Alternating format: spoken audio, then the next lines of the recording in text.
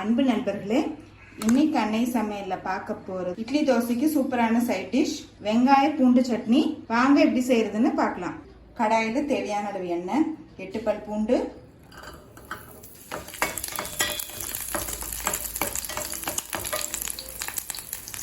பத்து காஞ்ச மிளகாய்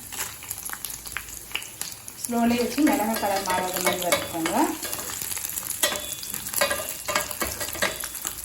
மிளகாயும் பூண்டையும் வறுத்தாச்சு. இப்போ இதை எடுத்து தனியாக வச்சிடலாம்.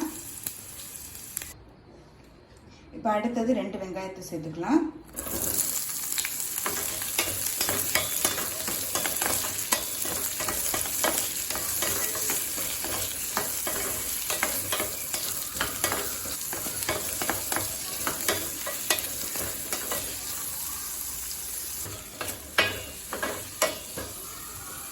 இப்போ வெங்காயத்தை நல்லா வதக்கியாச்சுங்க.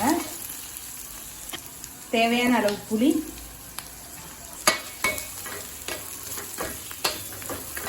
தேவையான அளவு உப்பு. இப்போ இது கொஞ்சம் நேரம் ஆறின பிறகு வதக்கின மிளகாய் பூண்டோடு சேர்த்து மிக்சியில் நைஸாக அரைச்சிக்கலாங்க. இப்போ அடுத்த சட்னி அரைச்சிடலாம். 1/4 டீஸ்பூன் கடுகு, 1/4 டீஸ்பூன் உளுந்து, கொஞ்சம் கருவேப்பிலை.